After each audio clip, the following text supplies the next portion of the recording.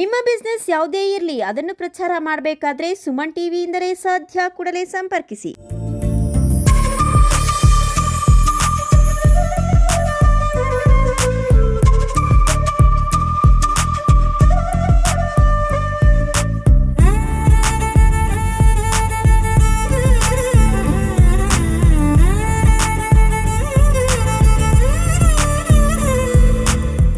Welcome to Suman TV. ವೀಕ್ಷಕರೇ, ಈ ದಿನ ಒಂದು ವಿಶೇಷ ಸ್ಟೋರಿಯನ್ನು ನಿಮ್ಮ ಮುಂದಿಡ್ತಿದ್ದೇವೆ. ಕೋಲಾರ ಮತ್ತು ಚಿಕ್ಕಬಳ್ಳಾಪುರ ಅವಿಭಾಜ್ಯ ಜಿಲ್ಲೆಗಳು, ಕೃಷಿ ಮತ್ತು ಹೈನುಗಾರಿಕೆಗೆ ಇಡೀ ದೇಶದಾದ್ಯಂತ ಪ್ರಸಿದ್ಧಿಯಾಗಿರುವಂತಹ ಸ್ಥಳಗಳು. ಅದರಲ್ಲೂ ವಿಶೇಷವಾಗಿ ಚಿಕ್ಕಬಳ್ಳಾಪುರ ಜಿಲ್ಲೆ ಹಾಲುಗಡ್ಡೆ ಬೆಳೆಯಲು ಮತ್ತು ಹಾಲು ಉತ್ಪಾದನೆಗೆ ಹೆಸರು ಮಾಡಿರುವಂತಹ ಸ್ಥಳಗಳು. ಕೋಲಾರ ಮತ್ತು ಚಿಕ್ಕಬಳ್ಳಾಪುರ ಪ್ರತ್ಯೇಕ ಜಿಲ್ಲೆಗಳಾಗಿ ರೂಪುಗೊಂಡಾಗ ಹಾಲು ಉತ್ಪಾದನಾ ಕೇಂದ್ರಗಳು ಸಹ ಉನ್ನತ ಸ್ಥಿತಿಯಲ್ಲಿದ್ದವು. ಎರಡು ಜಿಲ್ಲೆಗಳಿಗೆ ಏಕೈಕ ಒಕ್ಕೂಟವಾಗಿ ಕೆಎಂಎಫ್ ಕೋಲಾರ ಕೇಂದ್ರವಾಗಿ ಕಾರ್ಯನಿರ್ವಹಿಸುತ್ತಿತ್ತು. ತದನಂತರ ರಾಜಕೀಯ ಹಿತಾಸಕ್ತಿಯಿಂದ ಈ ಕೇಂದ್ರಗಳನ್ನು ವಿಭಾಗ ಮಾಡಲಾಯಿತು. ಆಗ ಪ್ರತ್ಯೇಕವಾಗಿ ರೂಪುಗೊಂಡಿದ್ದೇ ಚಿಕ್ಕಬಳ್ಳಾಪುರದ ಕೆಎಂಎಫ್ ಯೂನಿಟ್.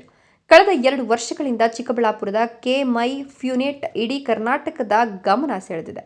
ಸಮಸ್ತ ಜಿಲ್ಲಾ ಹಾಲು ಉತ್ಪಾದಕರಿಗೆ ಏನು ವಿಶ್ವ ಹಾಲು ದಿನಾಚರಣೆ ಡಾಕ್ಟರ್ ವರ್ಗೀಸ್ ಕುರಿಯರ್ ಅವರ ಜನ್ಮ ದಿನಾಚರಣೆ ಅಂಗವಾಗಿ ನಾವು ವಿಶ್ವ ಹಾಲು ದಿನಾಚರಣೆ ಆಚರಣೆ ಮಾಡ್ತೀವಿ.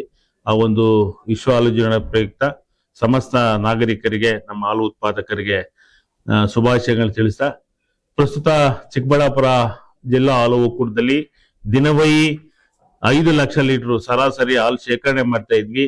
ಈ ಹಾಲು ಶೇಖರಣೆ ಮಾಡ್ತಾ ಇರೋದ್ರಲ್ಲಿ ನಾವು ಪ್ರತಿದಿನ 2,50,000 ಹಾಲು ಮತ್ತೆ 55,000 ಲೀಟರ್ ಮೊಸರು, ಒಟ್ಟಾರೆಯಾಗಿ 3,05,000 ಲೀಟರ್ ಹಾಲನ್ನ ಸ್ಯಾಚೆ ಪಾಕೆಟ್ ಮೂಲಕ ನಮ್ಮ ಜಿಲ್ಲೆ ಚಿಕ್ಕಬಳ್ಳಾಪುರ ಜಿಲ್ಲೆ ಮತ್ತೆ ಬೆಂಗಳೂರು ಮಾರುಕಟ್ಟೆ ವ್ಯಾಪ್ತಿಯಲ್ಲಿ ಮಾರಾಟ ಮಾಡ್ತಾ ಇದ್ವಿ. ಇದ್ರ ಜೊತೆಗೆ 1 ಲಕ್ಷ ಲೀಟರ್ UST ಹಾಲ್, ಗುಡ್ ಲೈಫ್ ಹಾಲ್ ಅಂತ ದಿನವೈ ಪ್ರತಿದಿನ 1 ಲಕ್ಷ ಲೀಟರ್ ಹಾಲು ಮಾರಾಟ ಮಾಡ್ತಾ ಇದ್ವಿ. ಇದ್ರ ಜೊತೆಗೆ ಫ್ಲೆಕ್ಸಿ ಹಾಲ್ ಅಂತ ಕೂಡ ನಮ್ಮಲ್ಲಿ ಇದೆ. ಫ್ಲೆಕ್ಸಿ ಹಾಲು ಪ್ರತಿದಿನ 40,000 ಲೀಟರ್ ಹಾಲು ಮಾರಾಟ ಮಾಡ್ತೀವಿ. ಇದ್ರ ಜೊತೆಗೆ ಪನ್ನೀರ್ 20,000 ಲೀಟರ್ ಹಾಲನ್ನ ಪನ್ನೀರ್ ಕನ್ವರ್ಟ್ ಮಾಡ್ತಾ ಇದೀವಿ.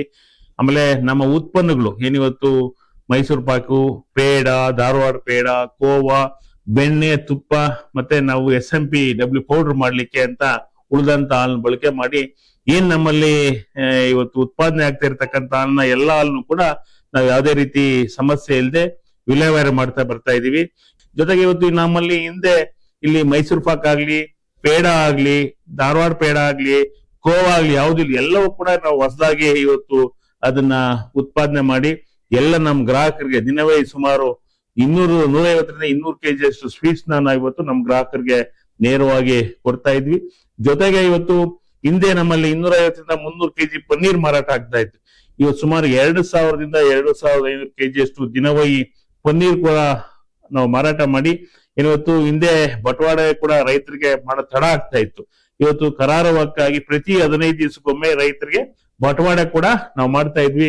ಪ್ರತಿ ಲೀಟರ್ ಹಾಲ್ಗೆ ನಾವು ಇವತ್ತು ರೈತರಿಗೆ ಏನು 4 ಮತ್ತೆ 8 SNF, 4 ಫ್ಯಾಟ್ 8 SNF ಇರ್ತಕ್ಕಂಥ ಹಾಲ್ಗೆ 35 ರೂಪಾಯಿ 40 ಪೈಸಾ ನಾವು ನೇರವಾಗಿ ಅವರ ಒಂದು ಖಾತೆಗಳಿಗೆ ಹಾಕ್ಲಿಕ್ಕೆ ವ್ಯವಸ್ಥೆ ಮಾಡ್ತಾ ಇದ್ವಿ. ಸರ್ಕಾರ ಕೂಡ ಪ್ರತಿ ಲೀಟರ್ ಹಾಲ್ಗೆ ಇವತ್ತು ಏನು 8 SNF ಇರ್ತಕ್ಕಂಥ ಹಾಲ್ಗೆ 5 ರೂಪಾಯಿ ಪ್ರೋತ್ಸಾಹನ ಕೊಡ್ತಾ ಇದೆ.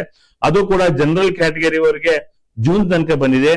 SC/ST ಕ್ಯಾಟಗರಿ ವರೆಗೆ ಸೆಪ್ಟೆಂಬರ್ ತನಕ ಸರ್ಕಾರ ಪ್ರೋತ್ಸಾಹನ ಕೂಡ ಕೊಟ್ಟಿದೆ. ಸೊ ಇವೆಲ್ಲ ಒಂದು ಸೌಲಭ್ಯಗಳು ರೈತರಿಗೆ ಸಿಗ್ತಾ ಇರೋದ್ರಿಂದ ಏನ್ ಇವತ್ತು ನಮ್ಮ ಜಿಲ್ಲೆ ನಿಮ್ಗೂ ಎಲ್ಲ ಗೊತ್ತಿರೋದಂತದೆ. ಹಿಂದಿಂದ ಕೂಡ ನಾವು ಹೆಚ್ಚಿಗೆ ಇದರಲ್ಲಿ ಹೈನುಗಾರಿಕೆ ಮತ್ತೆ ಫ್ಲೋರಿಕಲ್ಚರ್, ಯಾಕಂದ್ರೆ ನಮ್ಮಲ್ಲಿ ಹಿಂದೆ ನೀರೆಲ್ಲ ಬಹಳ ಅಭಾವ ಇತ್ತು. 2,000 ಅಡಿ ಹೋದ್ರು ಕೂಡ ನೀರ್ ಇಲ್ಲದೆ ಬಹಳ ಪರಿಶ್ರಮಿಸ್ತಾ ಇದ್ವಿ. ಅಂತದ್ರಲ್ಲಿ ಇವತ್ತು ರೈತರಿಗೆ ಒಂದು ಜೀವನ ಅಡಿಯಾಗಿ ಇರ್ತಕ್ಕಂಥದ್ದು ಅಂತಂದ್ರೆ ಈ ಹೈನೋದ್ಯಮ. ಈ ಹೈನೋದ್ಯಮನ ಇವತ್ತು ನಾವೆಲ್ಲಾ ಸೌಲಭ್ಯಗಳು ಕೊಡೋದ್ರಿಂದ ಹೆಚ್ಚಿನ ಜನ ಇದನ್ನ ನೆಚ್ಕೊಂಡು ಇವತ್ತು ಈ ಒಂದು ಉದ್ಯಮದತ್ತ ಬಂದಿದ್ದಾರೆ. ಯಾಕಂದ್ರೆ ಹೋದ ವರ್ಷಕ್ಕೆ ಕಂಪೇರ್ ಮಾಡಿದ್ರೆ ಈ ವರ್ಷ ನಾವು 1 ಲಕ್ಷ ಲೀಟರ್ ಹಾಲು ಉತ್ಪಾದನೆ ಜಾಸ್ತಿ ಆಗಿದೆ. ಹೋದ ವರ್ಷ 4 ಲಕ್ಷ ಇದ್ದಿದ್ದು ಈ ವರ್ಷ 5 ಲಕ್ಷ ಸರಾಸರಿ ದಿನವೇ ಉತ್ಪಾದನೆ ಆಗ್ತಾ ಇದೆ. ಇವತ್ತು ನಿಜವಾಗ್ಲೂ ಕೂಡ ರೈತರಿಗೆ ಒಕ್ಕೂಟದಿಂದ ಇವತ್ತು ಪಶುಹಾರ ಸಬ್ಸಿಡಿ ದರ ಸರಬರಾಜು ಮಾಡ್ತಾ ಇರತಕ್ಕಂಥದ್ದು ಇರ್ಬೋದು. ಇವತ್ತು ನಮ್ಮ ಏನು ರೈತರಿಗೆ ಇವತ್ತು ಅವ್ರೇನಾದ್ರು ಅವರ ಜಮೀನಿನಲ್ಲಿ ಮೇವು ಬೆಳಿಲಿಕ್ಕೆ ನೀರಾವರಿ ಇರ್ತಕ್ಕಂಥವ್ರು ಅಥವಾ ಮಳೆಗಾಲಕ್ಕೆ ಏನ್ ಬಿತ್ತನೆ ಬೀಜಗಳನ್ನ 50% ಸಬ್ಸಿಡಿ ದರದಲ್ಲಿ ಕೊಡ್ತಾ ಇರ್ತಕ್ಕಂಥದ್ದು. ಜೊತೆಗೆ ಎಲ್ಲಾ ರಾಸುಗಳು ಕೂಡ ಇವತ್ತೇನ್ ನಮ್ಮ ರೈತರು ಏನು ಕಟ್ತಕ್ಕಂಥ ರಾಸುಗಳಿಗೆ ಅವ್ರ ರಾಸು ವಿಮೆ ಮಾಡಿಸ್ತಕ್ಕಂಥದ್ದು. ಇವತ್ತೇನ್ ಪ್ರೀಮಿಯಂ 50% ರೈತರು ಭರಿಸ್ತಕ್ಕಂಥದ್ದು, ಇನ್ನು 50% ಒಕ್ಕೂಟ ಭರಿಸಿ ರೈತರ ಒಂದು ರಾಸುಗಳಿಗೆ ಸುಮಾರು 70-80 ಸಾವಿರ ತನಕ ವಿಮೆ ಕವರ್ ಮಾಡಿ ಅವ್ರ ರಾಸುಗಳು ಏನಾದ್ರು ಮರಣ ಹೊಂದಿದ್ರೆ 1-1.5 ತಿಂಗಳಲ್ಲಿ ಅವ್ರ ದುಡ್ಡು ವಾಪಸ್ ಬರ್ತಕ್ಕಂಥ ವ್ಯವಸ್ಥೆ ಆಗಿರ್ತಕ್ಕಂಥದ್ದು. ಜೊತೆಗೆ ನಮ್ಮಲ್ಲಿ ಇರ್ತಕ್ಕಂಥ ಹಾಲು ಉತ್ಪಾದಕ ಕೂಡ ಚಿಮುಲ್ ವಿಮೆ ಅಂತ, ಚಿಮುಲ್ ವಿಮಾ ಯೋಜನೆ ಅಂತ 1 ಲಕ್ಷ ರೂಪಾಯಿ ತನಕ ಮಾಡಿದೀವಿ. ಯಾರಾದ್ರೂ ಉತ್ಪಾದಕರು ಮರಣ ಹೊಂದಿದ್ರೆ ಅಂತವ್ರಿಗೆ 1 ಲಕ್ಷ ರೂಪಾಯಿ ಬರ್ತದೆ. ಅಂದ್ರೆ ರೈತರು ಅದಕ್ಕೆ ಅರ್ಧ ಒಂದಿಗೆ ಕಟ್ಟಬೇಕು, ಒಕ್ಕೂಟ ಒಂದಿಗೆ ಕಟ್ಟಬೇಕಾಗಿ ಇನ್ನು ಉಳಿದಂತದ್ದು ಕಟ್ತದೆ. ಜೊತೆಗೆ ನಮ್ಮ ಹಾಲು ಉತ್ಪಾದಕ ಸಹಕಾರ ಸಂಘಗಳಲ್ಲಿ ಕೆಲಸ ಮಾಡ್ತಾ ಇರ್ತಕ್ಕಂಥ ಎಲ್ಲಾ ನಮ್ಮ ಸಿಬ್ಬಂದಿ ಕೂಡ ಮೆಡಿಕ್ಲೈಮ್ ಸೌಲಭ್ಯ ಕೂಡ ನಾವು ಒದಗಿಸ್ಕೊಟ್ಟಿದ್ವಿ. ಇವತ್ತು ಒಟ್ಟಾರೆಯಾಗಿ ಹೇಳೋದಾದ್ರೆ ನಮ್ಮ ಏನು ಚಿಕ್ಕಬಳ್ಳಾಪುರ ಹಾಲು ಒಕ್ಕೂಟ ಒಳ್ಳೆ ಉತ್ತಮ ಒಂದು ಹಾದಿಯಲ್ಲಿ ನಡೀತಾ ಇದೆ. ಇತ್ತೀಚೆಗೆ ಪ್ರಾರಂಭವಾಗುವಂತಹ ವಿಶೇಷ ಪ್ಯಾಕಿಂಗ್ ಯೂನಿಟ್ಗಳು ಮತ್ತು ವಿಧ ತಿಂಡಿಗಳನ್ನು ಸಿದ್ಧಪಡಿಸಿ ಮಾರುಕಟ್ಟೆಯಲ್ಲಿ ಹೆಸರುಗಳು ಗೋಚರವಾಗ್ತಿದೆ. ಅದರಲ್ಲಿ ವಿಶೇಷವಾಗಿ ಮೈಸೂರು ಪಾಕ್, ಹಲ್ವಾ, ಪೇಡ ಮುಂತಾದ ಉತ್ಪನ್ನಗಳು ಮಾರುಕಟ್ಟೆಯಲ್ಲಿ ಹೆಸರು ಗಳಿಸಿವೆ. ಚಿಕ್ಕಬಳ್ಳಾಪುರದ ಹೊರವಲಯದ ನಂದಿ ಕ್ರಾಸ್ ಬಳಿ ಇರುವಂತಹ ಹಾಲು ಉತ್ಪಾದಕರ ಕೇಂದ್ರಕ್ಕೆ ನಮ್ಮ ಸುಮನ್ ಟಿವಿ ತಂಡ ಭೇಟಿ ನೀಡಿ ಮಾಹಿತಿಯನ್ನು ಸಂಗ್ರಹಿಸುವ ಪ್ರಯತ್ನವನ್ನು ಮಾಡಿತು. 5 ಲಕ್ಷದ್ದು ನಮ್ಗೆ 31 ಟ್ಯಾಂಕರ್ಸ್ ಬರ್ತವೆ. 5 ಲಕ್ಷ ಅಂದ್ರೆ 2 ರಾಮ್ ಮಿಲ್ಕ್ ಅಂದ್ರೆ ನಾವು ಮಾಮೂಲಿ ಹಾಲ್ BMC ಗಳಿಂದ ತಗೋತೀವಲ್ಲ, ಅದು 2 ಸೈಲ್, ಅದು 1 ಲಕ್ಷ ಕೆಪಾಸಿಟಿ. ಇನ್ನ 3 ಲಕ್ಷದ್ದು 60,000 ಪಾಶ್ಚರೈಸ್ ಮಾಡ್ತೀವಲ್ಲ, ಬೇರೆ UST ಗೆ ಫ್ಲೆಕ್ಸಿಗೆ ಆ ತರದ್ದು ಒಂದು 5 ಸೈಲ ಇದೆ, 60,000 ಕೆಪಾಸಿಟಿ. 38 ಟ್ಯಾಂಕರ್ ಶಿಡ್ಲಘಟ್ಟ, ಚಿಂತಾಮಣಿ, ಬಾಗೇಪಲ್ಲಿ, ಗೌರಿಬಿದನೂರು, ಗುಡಿಬಂಡೆ ಇಷ್ಟು ತಾಲೂಕುಗಳಿಂದ ಬರ್ತವೆ ನಮ್ಗೆ. ಆಯ್ತಾ? ನಮ್ಗೆ ಲಾರಿ ಬಂದಿದೆ. ಹಾಲು ಹೆಂಗ್ ತಗೊಂತೀವಿ ಮೇಡಮ್ ಇದು? ಸರ್, ಇದು ನಮ್ದು ಹಾಲ್ ಬರ್ತದಲ್ಲ, ಒಂದೊಂದ್ ಟ್ಯಾಂಕರ್ ಒಂದೊಂದ್ ಕೆಪಾಸಿಟಿ ಅಂತ. ಆ ಟ್ಯಾಂಕರ್ ಬಂದ್ಮೇಲೆ ಗೇಟ್ ಅಲ್ಲಿ ಸೀಲ್ಗಳು ಚೆಕ್ ಮಾಡ್ತಾರೆ. ನಾವು ಸೀಲ್ ಮಾಡ್ಕೊಡ್ತೀವಿ. ನಾವೇನ್ ಮಾಡ್ತೀವಿ, ನಾಳೆಗೆ ಹೋಗ್ತದಲ್ಲ ಟ್ಯಾಂಕರ್ಗೆ ಸೀಲ್ ಬರ್ಕೊಡ್ತೀವಿ. ಕ್ವಾಲಿಟಿ ಚೆಕ್ ಮಾಡ್ಕೊಂಡು ಡ್ರೈವರ್ ಸೀಲ್ ಹಾಕೋ ಬರ್ತಾರೆ. ಸೀಲ್ಗಳು ಚೆಕ್ ಮಾಡಿ ಪೇಮೆಂಟ್ ಆಗಿ ಏನಿದೆ, ಪೇಮೆಂಟ್ ಆದ್ಮೇಲೆ ತೂಕ ಎಷ್ಟು ಬಂದಿದೆ, ಡೇರ್ ವೇಟ್ ಅಂತದಲ್ಲ, ಗ್ರಾಸ್ ವೇಟ್ ಟೋಟಲ್ ಆಗಿ ಅದಾದ್ಮೇಲೆ ಇಲ್ಲಿಗೆ ಬರ್ತವೆ. ಅನ್ಲೋಡ್ ಮಾಡಕ್ ಮುಂಚೆ ನಾವು ಸ್ಯಾಂಪಲ್ ತಗೋತೀವಿ. ಪ್ಲಂಚ್ ಮಾಡಿ ನೀಟಾಗಿ ಸ್ಯಾಂಪಲ್ ನೀಟಾಗಿ ಹಾಲ್ ಮಿಕ್ಸ್ ಆದ್ಮೇಲೆ ಟೆಂಪರೇಚರ್ ಎಷ್ಟಿದೆ, ಮತ್ತೆ ಹಾಲಲ್ಲಿ ಏನಾದ್ರು ಮಾಮೂಲಿ ಕಣ್ ಕಾಣೋದು ಏನಾದ್ರು ಬಿದ್ದಿದೆಯಾ ಇಲ್ಲ ಚೆಕ್ ಮಾಡ್ಕೊಂಡು ತಗೊಂಡ್ ಬಂದಾದ್ಮೇಲೆ ಟೆಂಪರೇಚರ್ ನೋಡ್ತೀವಿ. 5-6 ಒಳಗಡೆ ಇರ್ಬೇಕು ನಮ್ಗೆ ಏನ್ ಬರ್ತದೆ. ಅದಾದ್ಮೇಲೆ ಸ್ಯಾಂಪಲ್ ಲ್ಯಾಬ್ಗೆ ತಗೊಂಡ್ ಹೋಗ್ತೀವಿ. ಇಲ್ಲಿ ನಮ್ಗೆ ಸ್ವೀಕರಣ ಮಾಡೋದ್ರಲ್ಲಿ 2 ಕಡೆ ಇದೆ, ಇಲ್ಲೊಂದು. ಒಂದೇ ಸತಿಗೆ 30,000 ತಗೋಬಹುದು. 1 ಅವರ್ಗೆ 30,000 ಕೆಪಾಸಿಟಿ. ಇದು 2 ಐತೆ. ಇದು ಅಲ್ಲೊಂದ್ಸತಿ 2 ಕಡೆನೂ ಮಾಡ್ಕೋಬಹುದು. ಗರ್ಭರ್ ಸರ್ಟಿಫಿಕೇಟ್ಸ್ 10 ml ತಗೊಂಡು ಮಿಲ್ಕ್ ಮಿಕ್ಸ್ ಮಾಡ್ಬಿಟ್ಟು 10.75 ml ಹಾಕೊಡ್ತೀವಿ.